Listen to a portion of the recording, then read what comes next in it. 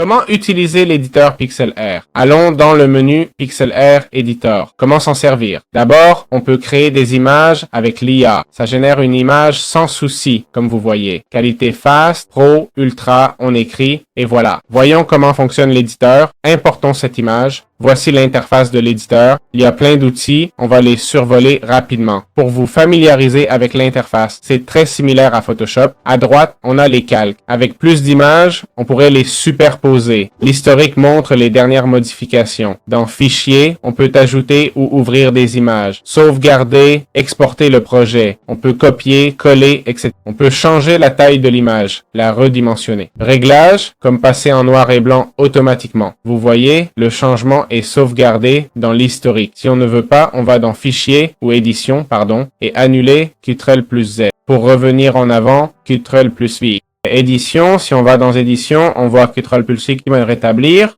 On a le premier outil qui est celui de sélection. On a l'outil de cadre, sélection par cadre. On peut le faire rond aussi. On a cet outil qui sert aussi à sélectionner. Par exemple, on veut sélectionner les roses. On sélectionne manuellement la rose ici. Et ça nous crée une forme. Comme ça, on aurait cette sélection, on aurait cette zone. Cette sélection, on peut l'inverser pour tout sauf la rose. Puis on applique le pot de peinture en blanc ici. Parce qu'on n'aime pas, et voilà. Ça me rappelle beaucoup Photoshop.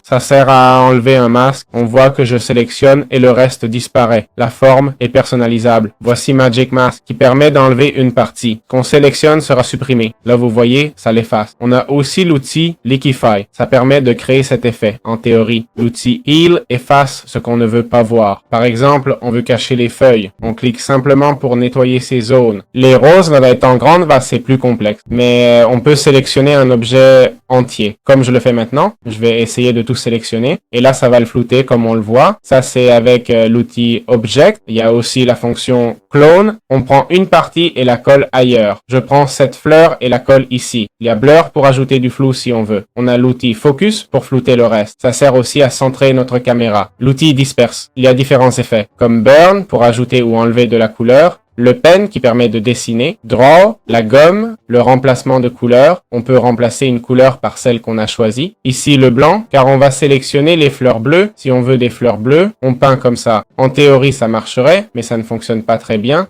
On a le saut, le dégradé, le cadre, la forme, le texte, la pipette. Voilà, c'est là. C'est à peu près tout. J'espère que ça vous a plu. Comment utiliser le PixelR Designer? On va dans le menu PixelR. Puis PixelR Designer. Là, on voit plusieurs options. Créer un collage, une photo de produit, des modèles, ouvrir un fichier, etc. Voici des exemples de ce qu'on peut faire avec cet outil. Prenons le Product Shot Creator. On le sélectionne et on suit les instructions IA. On choisit un produit, je cherche une photo et je la télécharge. Voilà la photo. Voyons le résultat. Le jaune est bien enlevé. Je peux l'agrandir. On a le fond. On peut le générer ou choisir une couleur fixe si on veut. Les couleurs rendent bien, surtout avec ce fond gris. On dirait qu'on peut le générer avec l'IA. Allons dans Images, cliquons sur Suggest, Vagues océans sur rocher. On appuie sur Generate et voilà, c'est fait. Un fond abstrait. Franchement, ça rend plutôt bien.